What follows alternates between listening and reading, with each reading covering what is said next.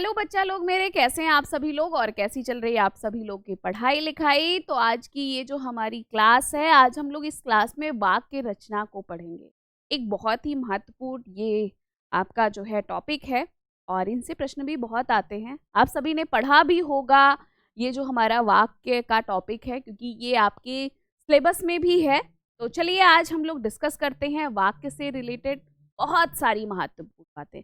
आइए देखते हैं आज हम इस क्लास में क्या क्या पढ़ने वाले हैं। तो देखिए, सबसे पहले क्योंकि हमारा टॉपिक ही है वाक्य, तो सबसे पहले हम वाक्य रचना को जानेंगे। फिर उसके बाद वाक्य रचना के जो भेद किए गए हैं, जो उनको बांटा गया है, फिर हम उसको पढ़ेंगे। और जब हम इन दोनों चीजों को पढ़ लेंगे, भाई ये मेरा जन्म सिद्ध अधिकार है कि हम आपको इनसे संबंधित कुछ प्रश्न करवाएं। फिर हम लोग क्या करेंगे, इस टॉपिक से संबंधित कुछ प्रश्न करेंगे ताकि हमें ये तो पता चल जाए कि आपकी तैयारी कैसी चल रही है। कहीं पे आप गलती कर रहे हो या फिर वो गलती कर रहे हो तो कितनी गलती कर रहे हैं, इस बात का हमें थोड़ा पता चले और आपको भी पता चले कि भाई आपकी कितनी तैयारी हो रही है, स्वयं से आप कितनी मेहनत कर रहे हैं। तो चलिए फिर क्लास की तरफ बढ़ते हैं और देखते हैं वाक्य के बारे में। तो अगर हम वाक्य की बात करते हैं तो वाक्य कहता है कि सार्थक शब्दों का व्यवस्थित समूह जो होता है, जिससे अपेक्षित अर्थ प्रकट होते हैं, वही वाक्य कहलाता है।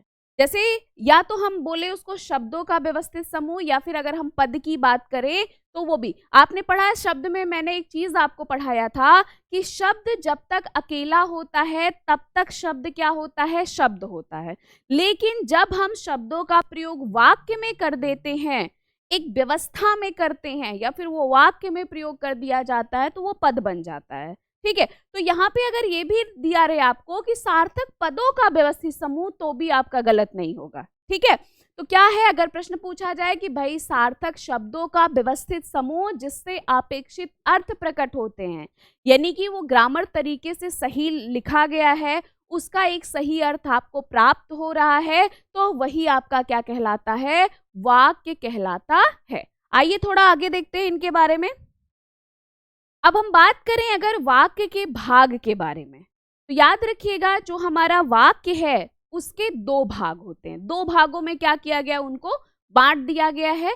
एक उनका जो भाग है वो क्या है, उद्देश्य है, और दूसरा जो उनका भाग है उसे क्या कहा जाता है, विधेय कहा जाता है। अब मतलब आपसे क्या है, अगर प्रश्न पूछ लिया गया कि वाक्य के कितने भागों में वाक्य को बांटा गया है, वह या फिर वाक्य के भाग कितने होते हैं, तो दो। या उद्देश्य किसका भाग है, तो वाक्य का भाग है। विधेय किसका भाग है, तो बच्चा मेरे क्या बताएंगे, वाक्य का भाग होता है। आइए थोड़ा सा इनके बारे में जानते हैं। अब अगर हम बात करते हैं उद्देश्य, जिसे आप सभी लोग पढ़े हैं ना अंग्रेजी में, सब्जेक्ट और प्रेडिकेट पढ़े हैं ना, बचपन से पढ़ते आ रहे हैं। तो बस जो उद्देश्य होता है ना, उसे ही सब्जेक्ट कहा जाता है। ये क्या कहते हैं, ये कहते हैं कि वाक्य में जिसके विषय में कुछ कहा जाए, यानी कि जो आपका वाक्य दिया है उस वाक्य में हम जिसके बारे में कुछ कहेंगे, वही हमारा उद्देश्य कहलाएगा। जैसे यहाँ पे दिया गया है ना कि भाई पूनम किताब पढ़ती है, मान लीजिए ये वाक्य लिखा है, तो इस वाक्य में किसके बारे में बात कही जा रही है, पूनम के बारे में बात कही जा रही है कि नहीं कही जा रही है। यानी कि ये जो हमारा वाक्य दिया गया है, इस वाक्य में उद्देश्य कौन है, पूनम है। ठीक है, सचिन दौड़ता है। अब ये जो वाक्य आपको दिया है, इसमें किसके बारे में बात कही जा रही है, सचिन के बारे में बात कही जा रही है कि नहीं। तो इन दोनों वाक्य में जो उद्देश्य है वो कौन है, पूनम है और सचिन है, क्योंकि इन्हीं के बारे में क्या है, बात कही जा रही। तो अगर आपसे प्रश्न पूछा जाए कि वाक्य में जिसके विषय में कुछ बातें कही जाती है उसे क्या कहते हैं, तो क्या बताएंगे, उद्देश्य बताएंगे। या फिर आपको वाक्य में ये लिख के पूछ लिया जाए, भाई इसमें बताइए उद्देश्य कौन सा है, तो गलत होगा, नहीं मैम बिल्कुल गलत नहीं होगा। अब तो हमें आ गया है ना कि उद्देश्य कौन है, वाक्य में जिसके विषय में क्या है, कुछ कहा जाएगा, बस उसी को हमें बता देना है कि वो हमारा क्या है, उद्देश्य। अब आइए थोड़ा इनके दूसरे भाग को जान लेते हैं, वो क्या कह रहे हैं। वो कह रहे हैं कि उद्देश्य के विषय में जो कुछ भी कहा जाएगा उसे क्या कहेंगे, विधेय। यानी कि जो उद्देश्य है, जिसके बारे में बात कही जा रही है, वो उद्देश्य। अब उस विषय के बारे में, यानी कि उद्देश्य के बारे में आप जो कुछ भी कहोगे वो हमारा क्या होगा, विधेय होगा। जैसे राधा किताब पढ़ती है। अब अगर हम इस वाक्य में किसके बारे में बात कही जा रही है, राधा के बारे में, यानी कि राधा इस वाक्य में क्या हो गई, उद्देश्य हो गई। और राधा के बारे में हम जो कुछ भी बातें कह रहे हैं कि भैया किताब पढ़ती है, ये क्या हो गया, ये विधेय हुआ कि नहीं हुआ, क्योंकि ये किताब पढ़ती है, यही तो उद्देश्य के बारे में सारी बातें बता रहे हैं ना। बकरी घास खाती है, यानी कि बकरी क्या हो गया, उद्देश्य हो गया, क्योंकि हम जो बातें कर रहे हैं वो किसके बारे में कर रहे हैं, बकरी के बारे में कर रहे हैं। अब हम उस बकरी के बारे में जो कुछ भी बातें कहेंगे वो विधेय, यानी कि वो घास खाती है, ये क्या हो जाएगा, ये विधेय हो जाएगा। अनुराग खेलता है, अनुराग उद्देश्य हो गया, और जो वो खेल रहा है वो हमारा क्या हो गया, विधेय हो गया। तो बताइए, उद्देश्य और विधेय समझ में आया। कितने भाग हैं वाक्य के, दो, उद्देश्य और विधेय। जिसके बारे में बात कही जाएगी वो उद्देश्य, और हम उद्देश्य के बारे में जो कुछ भी बात कहेंगे वो हमारा क्या हो जाएगा, विधेय हो। क्लियर ना पॉइंट्स। चलिए बहुत बढ़िया, आगे देखते हैं। अब देखिए, आपसे कभी भी आपसे ये पूछा जाए कि भाई जो रचना के आधार पर वाक्य जो हैं वो कितने भागों में बांटे गए हैं, जैसे ही ये प्रश्न पूछा जाएगा आपके विकल्प में दिया रहेगा कि 3 है, 4 है, 8 है, 10 है। तो देखिए, रास से रचना में 3 वर्ड लिखा गया है ना, 3 वर्ड से रचना शब्द मिलकर बना है ना, तो बस याद रखिएगा वाक्य को रचना के आधार पर जो बांटा गया है वो 3 भागों में बांटा गया है। पहला है हमारा सरल व साधारण वाक्य, दूसरा हमारा क्या है, संयुक्त वाक्य, और तीसरा हमारा क्या है, मिश्रित वाक्य। ये 3 है, बहुत ही महत्वपूर्ण है, ये बहुत ध्यान से इसको समझिएगा आप सभी लोग। फिर भी अगर कहीं पे कोई कंफ्यूजन होगा जरूर पूछिएगा, क्योंकि इनका बड़ा महत्वपूर्ण रोल है। आप जब एरर में करेंगे वहां पे महत्वपूर्ण है। आपको कोई भी सरल वाक्य दे दिया जाएगा, आपसे पूछा जाएगा इसका संयुक्त वाक्य बताइए, या आपसे पूछा जाएगा इसमें किस वाक्य का प्रयोग किया गया है, कौन सा वाक्य सरल है, कौन सा संयुक्त है, कौन सा मिश्र, ऐसे करके प्रश्न पूछा जाए।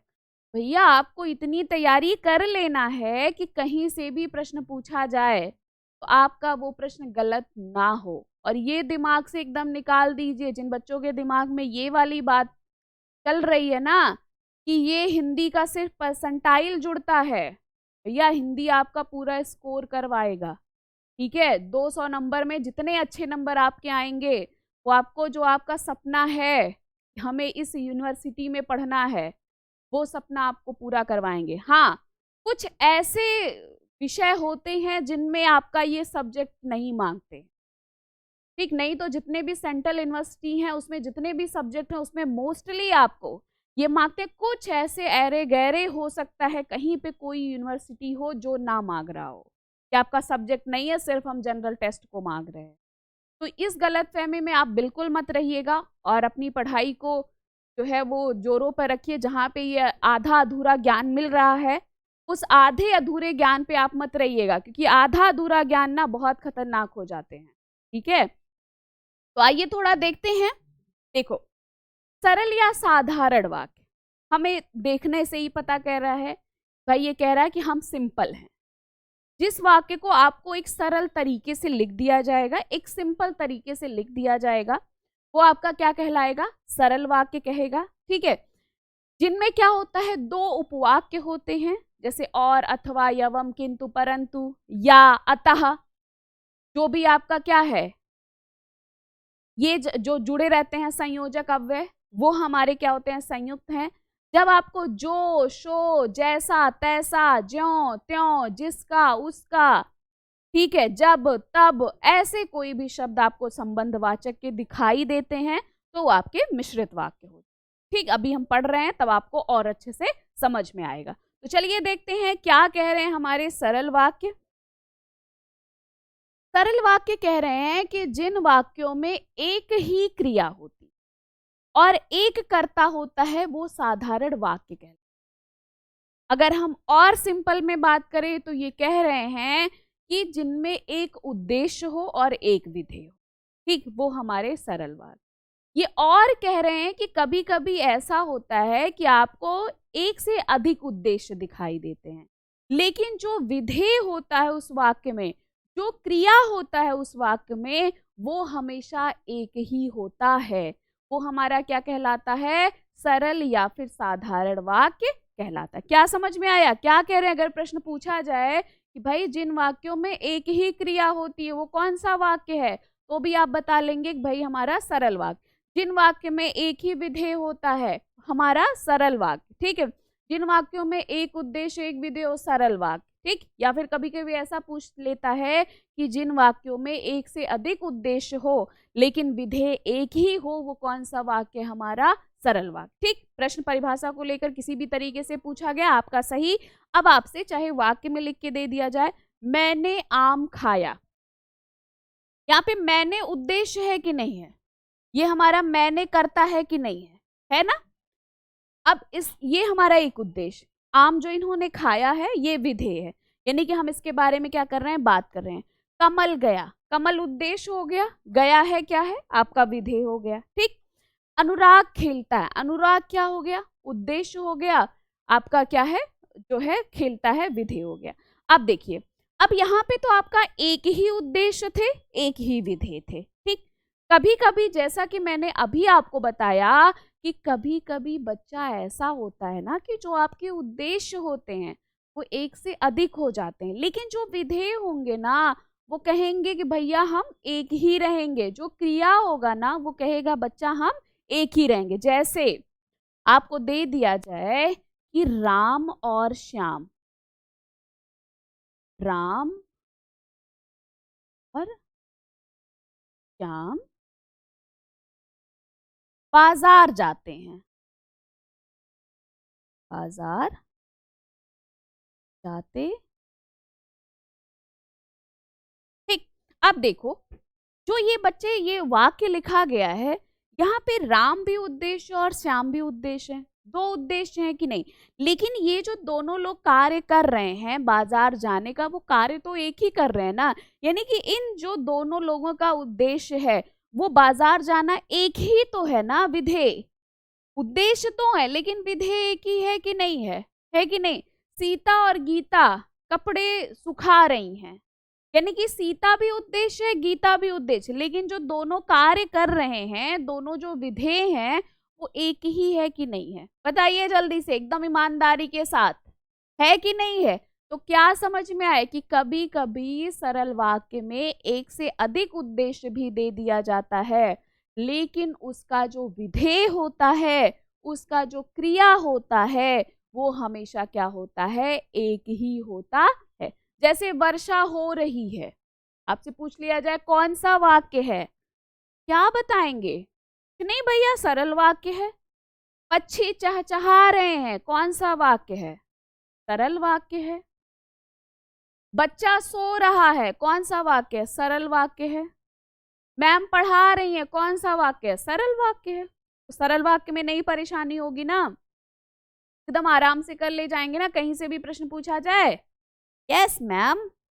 चलो अगला देखिए, संयुक्त वाक्य कह रहा है। संयुक्त वाक्य कह रहा है कि जिन वाक्यों में दो या दो से अधिक मुख्य अथवा स्वतंत्र उपवाक्य होती हैं वे संयुक्त वाक्य कहलाते हैं, ठीक है। ये दोनों पूर्ण अर्थ देने में सक्षम होते हैं। देखो ये क्या कह रहे हैं? ये कह रहे हैं कि भाई हमारे में दो या दो से अधिक मुख्य तथा स्वतंत्र उपवाक्य होते हैं, यानी कि अगर आप हमको अलग करते हैं तो ऐसा नहीं है कि हम एक दूसरे पे निर्भर हैं। अगर हम अलग हो जा रहे हैं तो हम रह ही नहीं पा रहे हैं उनके बिना, ठीक है। कहते हैं भैया अगर आप हमको अलग कर देंगे तो हम बहुत चैन से रहेंगे, हम बहुत आराम से रहेंगे, हमें कोई दिक्कत परेशानी नहीं होगी, ठीक है, क्योंकि हम तो स्वतंत्र हैं। तो आपका क्या होता है? ये कहते हैं कि अगर आप इनको अलग कर रहे हैं तो ये क्या है? ये पूर्ण अर्थ देने में भी क्या होते हैं? सक्षम होते हैं। वही हमारे क्या कहलाते हैं? संयुक्त वाक्य कहलाते हैं। समझ में आया? क्लियर हुआ? जैसे आपको दिया है कि राम पढ़ रहा था तथा श्याम सो रहा था। अब यहाँ पे देख रहे हैं ना, जो राम है वो पढ़ रहा था, जो श्याम है वो क्या है? वो सो रहा था, यानी कि तथा शब्द आया कि नहीं आया है? राम बाजार गया और संतरे लाया। और शब्द सच बोलो परंतु कटु सत्य ना बोलो, ठीक है। हम सब दिल्ली घूमने गए और वहां 4 दिन रहे। यानी कि अगर कभी भी आपका संयुक्त वाक्य है तो उसमें आपका और, अथवा, यवम, किंतु, परंतु, परंतु, ठीक है, अतः, अतः, या, या, इत्यादि योजक है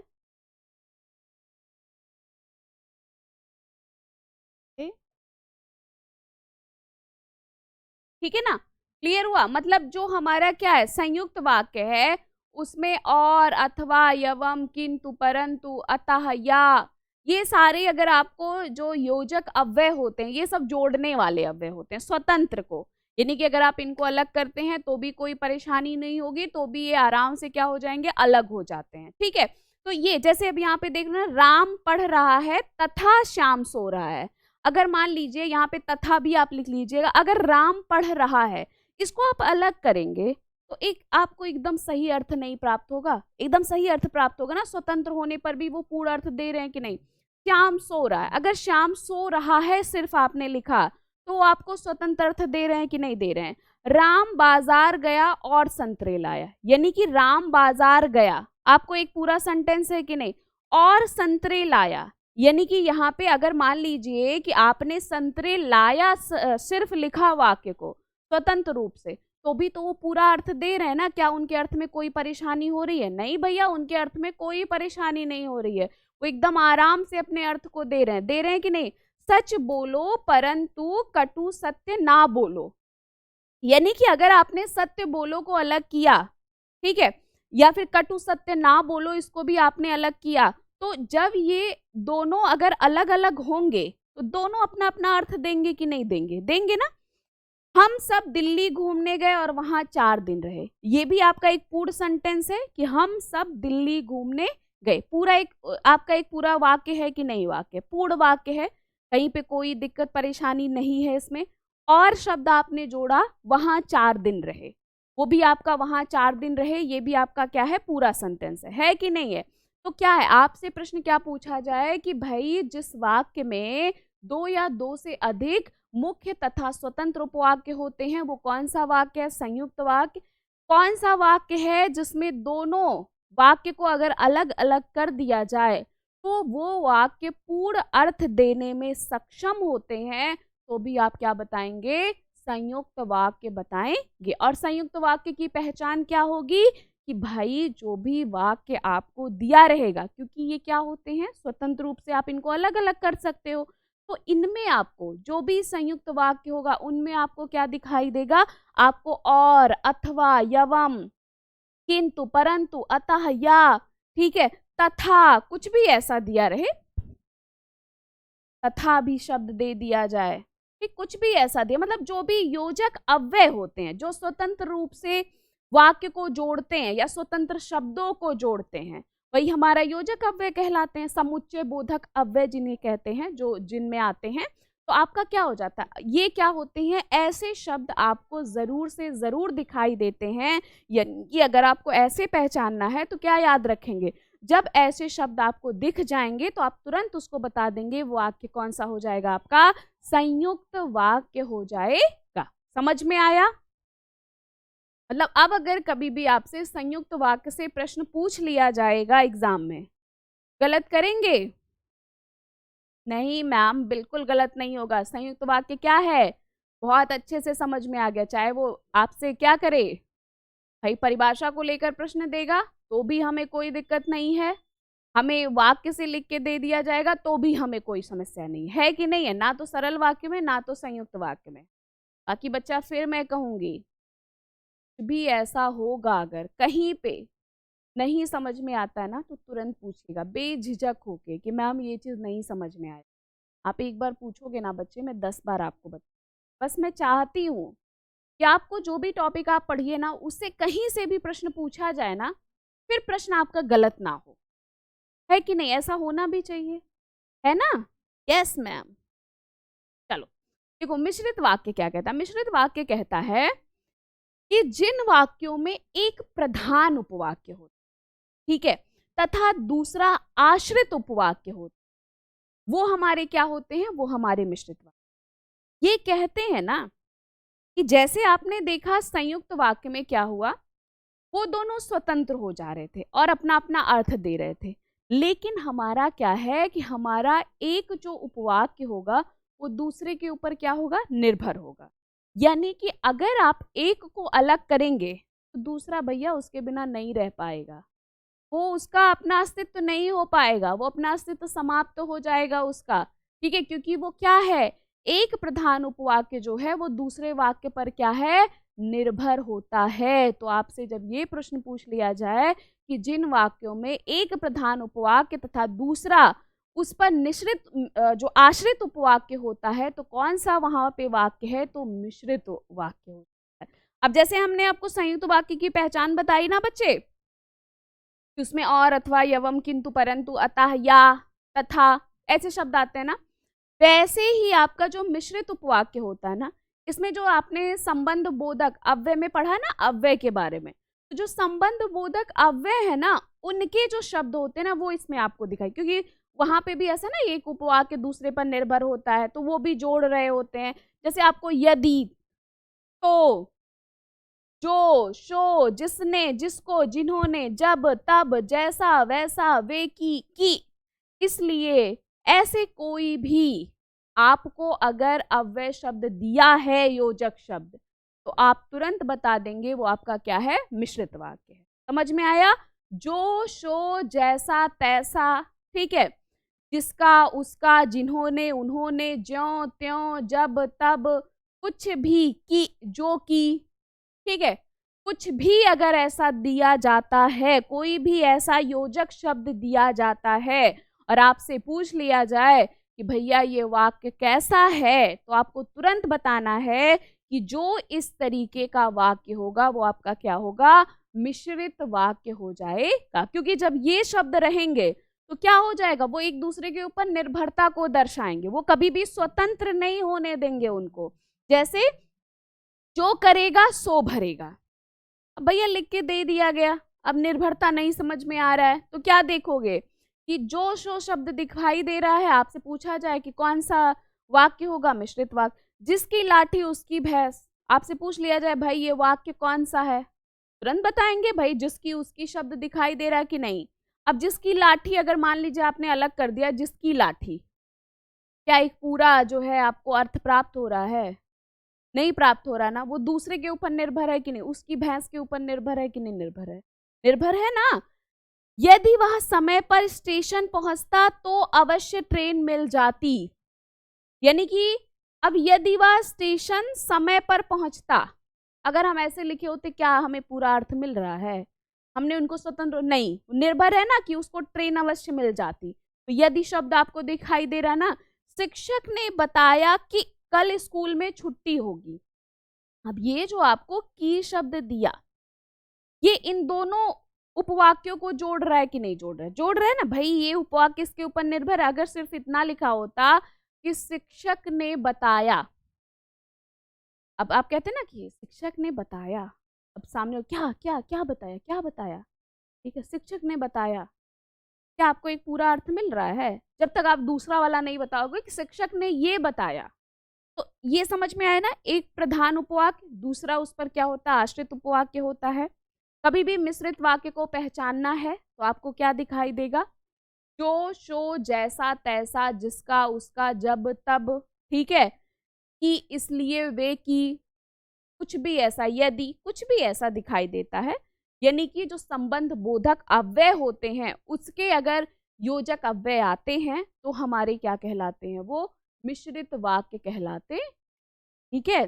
जो मेहनत करेगा वो अवश्य सफल होगा। आपसे पूछ लिया जाए बताइए कि कैसा वाक्य है, तुरंत आंख बंद करके बताएंगे भैया ये कौन सा वाक्य आपका? मिश्रित वाक्य है, ठीक है। जो पढ़ेगा वो बढ़ेगा, तो आपका कौन सा वाक्य हो जाएगा? बस पढ़ेगा इंडिया तो बढ़ेगा इंडिया, कौन सा वाक्य है भैया? एक दूसरे के ऊपर क्या है? आश्रित है। आप तुरंत बताएंगे कौन सा वाक्य हो जाएगा? मिश्रित। बहुत बढ़िया, आगे देखते हैं। वो तो हमारा रचना के आधार पर है, 3 भेद।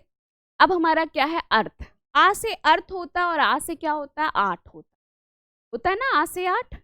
यानी कि अगर आपसे पूछ लिया जाए अर्थ के आधार पर जो वाक्य होते हैं उनके कितने भेद होते हैं, तो तुरंत आपको विकल्प में क्या दिखाई देगा? 8 दिखाई देगा। और 8 पे आपको क्या कर देना है? टिक कर देना है, क्योंकि अर्थ के आधार पर जो वाक्य के भेद होते हैं वो कितने होते हैं?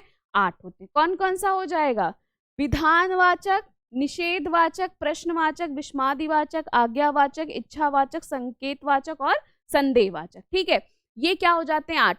विधान में क्या हो जाता है? जो फैक्ट चीजें, राम पढ़ रहा है, सीता जा रही है, मैं आ रहा हूं, ऐसे। निषेध में हमेशा मना करने का बोध होता है, प्रश्न में हमेशा प्रश्न का बोध होता है, विस्माद में हमेशा विस्मय का बोध होता है, आज्ञा में आज्ञा का बोध होगा, इच्छा में इच्छा का बोध होगा। ठीक है, संकेत में क्या हो जाएगा? एक का दूसरे के ऊपर निर्भरता का बोध कराया जाएगा संकेत में। और संदेह में क्या हो जाएगा? आपको डाउट होगा। अभी थोड़ा सा इनके बारे में पढ़ रहे हैं अच्छे से, बस इतना ये चीज जाने रहिएगा कि ये चीजें यहाँ पे होती है। आइए देखते हैं। देखिए, सबसे पहले रीतिवाचक या फिर विधिवाचक या फिर विधानवाचक, कुछ भी लिख के दे दिया जाए, परेशान हैरान होने की जरूरत नहीं है। मतलब जिस वाक्यों में किसी कार्य का होना पाया जाए कि बस वो कार्य हो रहा है, ठीक है, बस वही हमारा क्या कहलाता है? विधिवाचक। जैसे रमेश पुस्तक पढ़ रहा है, एक सिंपल सा, जिसमें एक सिंपल सा सेंटेंस, जैसे सरल वाक्य था, सेम वैसे ही। कभी भी ऐसा नहीं है कि सरल वाक्य और विधिवाचक वाक्य दोनों साथ में दिया रहेगा, या तो सरल वाक्य दिया रहेगा या तो विधिवाचक दिया रहेगा। रानी खाना बना रही है, ठीक है, एकदम सिंपल। भारत एक देश है, मैं जा रहा हूं, सीता आ रही है, बच्चा सो रहा है, ठीक है, मैम पढ़ा रही, कुछ भी ऐसा। ये सारे जो सिंपल सेंटेंस के थे ना, वही सारे, क्योंकि इसमें क्या होता है कि भाई जिन वाक्यों से किसी कार्य का होना पाया जाता है कि भाई वो कार्य हो रहा है, वही हमारा क्या कहलाता है? विधिवाचक या फिर रीतिवाचक वाक्य कहलाता। क्लियर हुआ ना? मतलब एक सिंपल सा जो सरल सा आपको वाक्य दिया रहेगा, और जो आपका वही सरल सा वाक्य दिया रहेगा वही आपका रीतिवाचक या फिर विधिवाचक कहलाएगा। आगे देखते हैं। निषेध का मतलब ही जान रहे हो, मना करना है कि नहीं है? निषेध मतलब नहीं ही तो होता है ना। तो क्या कह रहे हैं भाई? जिन वाक्यों में किसी कार्य का निषेध किया गया हो वहां निषेधवाचक होते हैं। निषेधवाचक वाक्य में नहीं शब्द आता है, क्योंकि इसमें क्या होता है भाई? इसमें किसी कार्य को मना करने का बोध होता है ना, नहीं करने का ही तो बोध होता है। जैसे वह ना तो स्वयं सोता और ना ही मुझे सोने देता है, नहीं शब्द आ रहा है ना भाई, मना करने का बोध, और ना शब्द का प्रयोग किया जा रहा है ना। दादाजी स्वस्थ नहीं है, अब आपसे पूछा जाए कि भाई दादाजी स्वस्थ नहीं है, इसमें कौन सा वाक्य है? तो बता ले जाएंगे ना कि इसमें निषेधवाचक, क्योंकि हमें मना करने का बोध हो रहा है। शिक्षक महोदय घर पर नहीं मिलेंगे, नहीं शब्द का प्रयोग किया जा रहा है ना। मैंने दूध नहीं पिया, नहीं शब्द आ रहा है ना। तो ये जो आपके जिन वाक्यों में किसी कार्य का निषेध किया गया हो, यानी कि मना करने की बात की गई हो, वो हमारा क्या कहलाता है? निषेधवाचक कहा जाता है। मतलब राम घर नहीं जाएगा, मैं पढ़ाई नहीं करूंगा, मैं खाना नहीं खाऊंगा, ठीक है, मैं काम पूरा नहीं करूंगा, कुछ भी ऐसा लिख के दे दिया जाएगा बच्चे मेरे, तो क्या दिखाई देगा? एक विकल्प दिखाई देगा निषेधवाचक, और आपको उस पर क्या कर देना है? टिक कर देना। आगे देखते हैं। प्रश्नवाचक, शब्द से ही पता चल रहा है, कुछ प्रश्नों के बारे में बोध हो रहा है ना। यानी कि जिन वाक्यों में वक्ता द्वारा प्रश्न किया जाता है उसे क्या कहते हैं? प्रश्नवाचक कहते हैं। इन तरह के वाक्यों में क्या, कौन, कहाँ, कैसे, क्यों, कब, किस लिए, ये सारे शब्दों का प्रयोग होता है, ठीक है। और इनके अंत में सबसे खास बात है कि भाई जब, कब, कहाँ, कैसे, क्यों, ये सारे प्रश्न आएंगे तो जाहिर सी बात है कि अंत में प्रश्नवाचक भी लगेगा कि नहीं लगेगा। जैसे मुझसे क्या काम है, वो देखिए ना, अतिथि तुम कब जाओगे, वे क्यों चिल्ला रहे हैं, आप कैसे हैं, आप कब आए, कुछ भी ऐसा लिख के दे दिया जाए, ठीक है ना।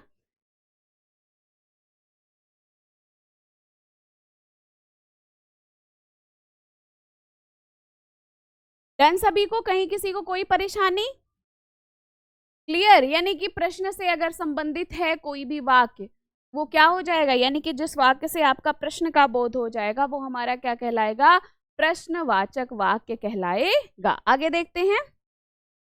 अगला हमारा विस्मय बोधक। विस्मय बोधक क्या होगा, भाई आपको कोई भी वाक्य दिया रहेगा, उससे आपको खुशी का बोध हो, आपको हर्ष का बोध हो, शोक का, घृणा, आश्चर्य, इन सब का अगर बोध हो रहा है, क्योंकि विस्मय का मतलब ही होता है, आपसे पूछा जाए भाई जिन वाक्यों में खुशी, हर्ष, शोक, घृणा, इन सब का भाव बोध होता है, वो कौन सा वाक्य कहलाते हैं, तुरंत बताएंगे विस्मय बोधक। जैसे आहा कितना सुंदर उपवन है, खुशी का बात हो रहा है कि नहीं हो रहा है, ओह कितनी ठंडी रात है, थोड़ा सा जो है दुखी वाला भावना आ रहा ना, बल्ले बल्ले हम तो जीत गए, ठीक है, खुशी की भावना बोध हो रहा है कि नहीं हो रहा है, चाहे वो। और इसमें सबसे खास बात होता है ना, इनमें जो है विस्मय बोधक चिन्ह आपको जरूर दिखाई देते जिनसे आप पहचान जाते हो। तो जिन वाक्यों में खुशी, हर्ष, शोक, घृणा, आश्चर्य ऐसे भाव का प्रकटीकरण होता है, ऐसे भाव का बोध हो, तो वो वाक्य हमारे क्या कहलाते हैं, विस्मय बोधक वाक्य कहलाते हैं, ठीक है ना। प्रश्न पूछा जाएगा तो गलती से भी गलत नहीं करोगे ना, ये सब वैसे भी ये वाले इजी हैं, अर्थ के आधार वाले पे नहीं कोई परेशानी होती, जो थोड़ी सी परेशानी होती है ना वो पहले वाले पे होती है। चलिए आगे देखते हैं। जिन वाक्यों में आज्ञावाचक क्या कहता है, भाई आपको कोई वाक्य दिया रहेगा और उस वाक्य से आपको आदेश के बोध होगा, आपको अनुमति का बोध होगा, आपको प्रार्थना का भाव पाया जाएगा। अगर ऐसा आप देख रहे हैं, ऐसा आ रहा है कि आपको वाक्य से आदेश, अनुमति, प्रार्थना इन सब का भाव प्रकट हो रहा है, तो वो वाक्य कैसे कहलाते, आज्ञा। जैसे बैठो, एक आदेश का बात हो रहा है कि नहीं, बैठिए, आदेश के बारे में थोड़ा रिस्पेक्ट में, कृपया बैठ जाइए, शांत रहो, कृपया शांति बनाए रखें, ये सारी चीजें देखिए जब आप इन वाक्यों को पढ़ रहे हैं तो आपको आदेश, अनुमति, प्रार्थना इन सब का भाव बोध हो रहा है कि नहीं, तो ये सारे क्या हो जाते हैं, आपके आज्ञावाचक वाक्य कहलाते हैं। बहुत बढ़िया, आगे देखते हैं।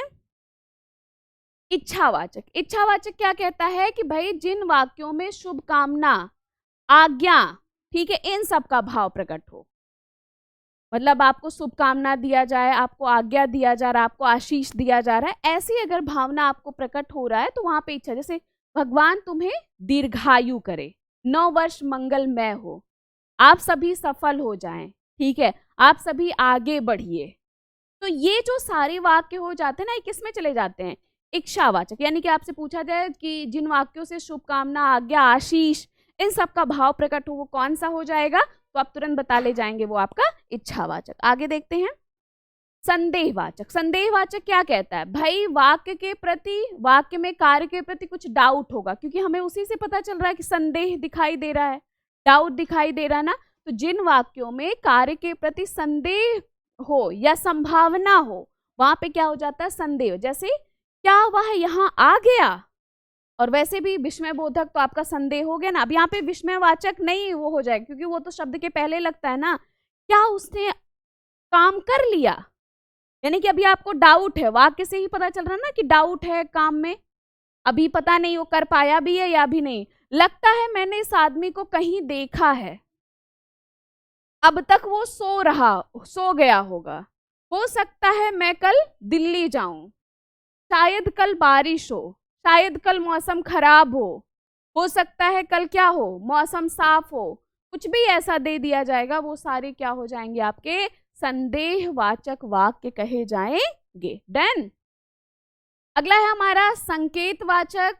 बस भैया संकेतवाचक क्या कह रहा है, ये कह रहा है कि एक वाक्य दूसरी क्रिया पर क्या होगा, निर्भर होगा, मतलब एक क्रिया दूसरी क्रिया पर क्या है, यदि निर्भरता का बोध हो रहा है, या आपसे प्रश्न पूछ लिया जाए कि भाई कोई भी वाक्य है उसमें एक क्रिया का दूसरी क्रिया पर निर्भरता पाया जाए, तो कौन सा वाक्य, तो संकेतवाचक। जैसे यदि वह समय पर पहुंचता तो ट्रेन मिल जाती, ठीक है, यानी कि अब देखिए उसका समय पर पहुंचना ट्रेन मिलने पर निर्भर है कि नहीं निर्भर। जैसे आपने पढ़ा था जो है मिश्रित वाक्य में, ठीक, कभी दोनों नहीं दिया रहेगा, हैरान परेशान मत हो जाइएगा। यदि वह समय पर दवा लेता तो स्वस्थ हो जाता। यहाँ पे तो शब्द आपको मिलता है, संकेतवाचक की ये खास बात होती है कि आपको तो शब्द जरूर दिखाई देता है। यदि वह ऑटो पर नहीं चढ़ता तो नहीं मरता, यानी कि आप देख रहे हैं ना, एक क्रिया दूसरी क्रिया पर क्या है, निर्भर है। यदि एक क्रिया दूसरी क्रिया पर निर्भर होती है तो वहां पे कौन सा वाक्य हो जाता है आपका, संकेतवाचक वाक्य हो जाता।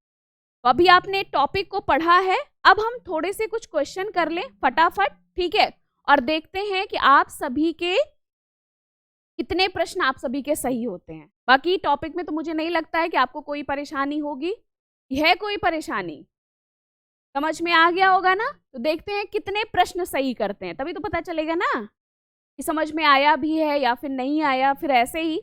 तो देखिए पहला प्रश्न, दीपक जला और अंधेरा नष्ट हुआ, संयुक्त है, संकेत है, विधान है या फिर मिश्र है। गलत ही नहीं होगा, मुझे पता है आप सभी को सब कुछ आ रहा है, वैसे भी अभी आपने पढ़ भी लिया है, तो अब तो गलती से भी गलत नहीं होगा, है कि नहीं। हाँ, दीपक जला और अंधेरा नष्ट हुआ, और शब्द दिखाई दे रहा है ना, और शब्द दिखाई दिया तो और, अथवा, एवं, किंतु, परंतु, अतः, तथा, कुछ भी ऐसा दिया जाएगा तो वहां पे कौन सा वाक्य हो जाएगा, यस, संयुक्त वाक्य। चलिए आगे देखते हैं। मुसीबत आ जाए तो भागना उचित नहीं, संयुक्त, सरल, मिश्र या फिर आज्ञार्थक। मुसीबत आ जाए तो भागना उचित नहीं, यस, तो शब्द दिखाई दे रहा है ना, जो, शो, जैसा, तैसा, यस, मिश्र वाक्य। चलो बहुत बढ़िया, आगे देखते हैं। जब तक तुम जाओगे नहीं, ठीक है, तब तक वह नहीं आएगा। क्या हो जाएगा, जब तक तुम जाओगे नहीं तब तक वह नहीं आएगा। संयुक्त, सरल, मिश्रित, तीनों में से कोई नहीं। बहुत बढ़िया। जब, तब, जो, शो, जैसा, तैसा, कुछ भी ऐसा लिख के दे दिया जाएगा वो हमारा क्या हो जाएगा, मिश्रित वाक्य हो जाएगा। यस बच्चे, बहुत बढ़िया, बहुत अच्छा आप सभी लोग कर रहे हैं।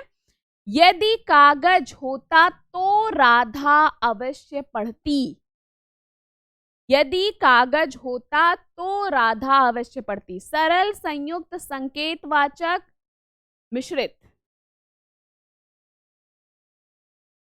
यदि कागज होता तो राधा अवश्य पढ़ती।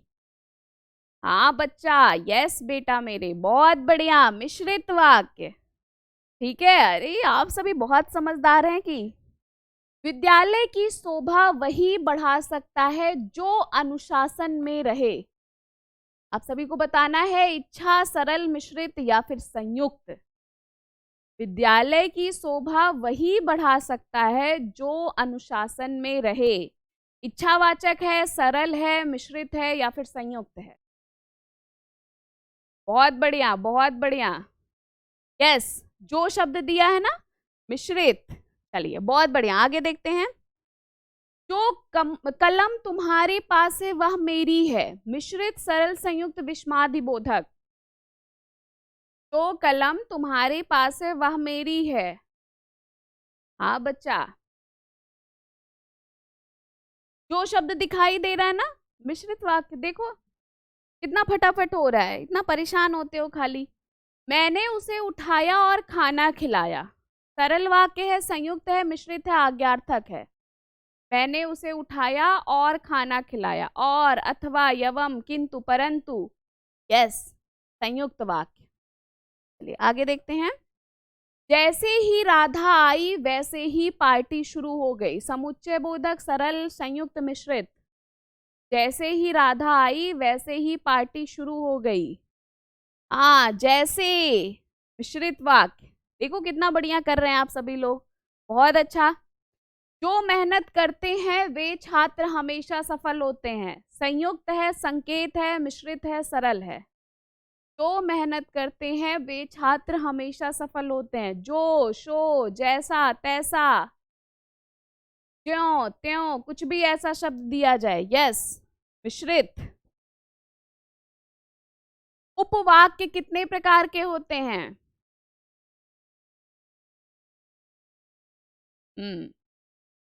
उपवाक्य, वाक्य 3 प्रकार के होते हैं बच्चे। ठीक है, संज्ञा उपवाक्य, विशेषण, और क्या हो जाता है? क्रिया विशेषण उपवाक्य। आगे, रचना या बनावट की दृष्टि से कौन वाक्य का भेद नहीं है? सरल, मिश्र, समूह या फिर संयुक्त? रचना या बनावट की दृष्टि से यस, सरल, संयुक्त और मिश्रित है। समूह वाक्य आपका नहीं है। आगे देखते हैं, रोहन खाना खाता है, रचना के आधार पर वाक्य का भेद क्या है? सरल, मिश्र, संयुक्त या फिर समूह? रोहन खाना खाता है, हाँ एकदम सिंपल सा सेंटेंस दिया है ना कि भाई रोहन खाना खाता है, सरल वाक्य। यस बच्चे, निम्नलिखित में से किस वाक्य में सरल वाक्य नहीं है? वह लंबा लड़का है, इसी बच्चे को शिक्षक ने डांटा था, वह जो लाल कपड़े वाला आदमी है कहीं जा रहा है, लाल कपड़े वाला आदमी कहीं जा रहा है। सरल वाक्य नहीं है ये बताना है। ये भी है, वह लंबा लड़का है, यस। इसी बच्चे को शिक्षक ने डांटा था, ये भी है। लाल कपड़े वाला आदमी कहीं जा रहा है, ये भी है। लेकिन जो शब्द आ रहा, वह जो लाल कपड़े वाला आदमी है कहीं जा रहा है, ये आपका मिश्र वाक्य है। वह नहीं चाहता कि तुम्हारे साथ पढ़े, रचना के आधार पर वाक्य का भेद क्या है? सरल, मिश्र, समूह या फिर संयुक्त? यहाँ पे देखिए की शब्द दिखाई दे रहा है ना, तो जो, शो, ज्यों त्यों, की, जो, की, कुछ भी ऐसा शब्द दिखाई देगा, वहां पे क्या हो जाएगा आपका? मिश्र वाक्य। बहुत बढ़िया। यहाँ जो नल है वह खराब है, वाक्य का भेद बताना है। यहाँ पर जो नल है वह खराब है, हाँ एक दूसरे के ऊपर निर्भर है ना, और जब एक उपवाक्य दूसरे के ऊपर निर्भर रहता तो वहां पे क्या हो जाता है? कि बच्चे मेरे मिश्र वाक्य। जब तुम आओगे तब वह खाना खाएगा, रचना के आधार पर वाक्य का भेद बताना है। सरल, संयुक्त, समूह या फिर मिश्र? जब तुम आओगे तब वह खाना खाएगा। जब, तब, जो, शो, जैसा, तैसा, कुछ भी ऐसा लिख के दे देगा, भाई हमारा क्या हो जाएगा? मिश्र वाक्य। राधा सेब खाती है और केला खाती है, रचना के आधार पर वाक्य का भेद क्या है? संयुक्त वाक्य, मिश्र वाक्य, सरल वाक्य या फिर समूह वाक्य? हाँ, राधा सेब खाती है और केला खाती है, और, अथवा, एवं, किंतु, परंतु सारी क्या है? यस, संयुक्त वाक्य है कि नहीं? देखो कितना अच्छा आप सभी लोग कर रहे हैं, है कि नहीं है? कितना बढ़िया है ना? कहीं कोई परेशानी हो रही है? नो मैम, बिल्कुल भी परेशानी नहीं हो रही, कि हो रही है? चलिए बताइए, श्याम मूर्ख नहीं है बल्कि विद्वान है, रचना के आधार पर बताना है। संयुक्त, सरल, मिश्र या फिर समूह? बल्कि, और, अथवा, एवं, किंतु, परंतु, बल्कि ऐसे कुछ भी दे दिया जाए, ए वाला विकल्प। हम सब तब हुआ जब मैं घर पर नहीं था, यह सब तब हुआ जब मैं घर पर नहीं था, रचना के आधार पर वाक्य का भेद बताना है। समूह वाक्य, सरल वाक्य, मिश्र वाक्य, संयुक्त वाक्य। यह सब तब हुआ जब मैं घर पर नहीं था। जब, तब, जो, शो, जैसा, तैसा, यस, मिश्र वाक्य। अब कभी गलत होगा इनसे प्रश्न? आज धूप निकलने की संभावना है, मिश्र वाक्य में बदलना है इसको। आज धूप निकल सकती है, आज धूप और बारिश होने की संभावना है कि आज धूप और बारिश आएगी, संभावना है कि आज धूप निकले। जल्दी से, यस, आज धूप निकलने की संभावना है, मिश्र वाक्य में बदलना है। संभावना है कि, आज धूप निकले, यानी कि हमारा जो डी वाला विकल्प है वो इस प्रश्न का एकदम सही उत्तर। तो बताइए, यहां तक किसी को कोई परेशानी नहीं ना? अपनी तरफ से तो मैंने पूरी कोशिश की है आपको वाक्य से संबंधित जितनी भी महत्वपूर्ण बातें हैं आपके एग्जाम को लेकर, सारी महत्वपूर्ण बातें आपको मैंने बताया है। और मुझे नहीं लगता है कि अब वाक्य से आपका प्रश्न गलत होगा। बाकी अगर कहीं पे कोई परेशानी होती है ना बच्चा, तो वो चीज़ आप बेफिक्र होके पूछना, हम आपको वो चीज़ ज़रूर बताएंगे। तो चलिए फिर मिलते हैं अगली क्लास में और डिस्कस करते हैं आपसे बहुत सारी बातें। थैंक यू सो मच बच्चा लोग, मेरे ख्याल रखिएगा अपना, पढ़ते रहिए, मस्त रहिए। थैंक यू बच्चे, थैंक यू।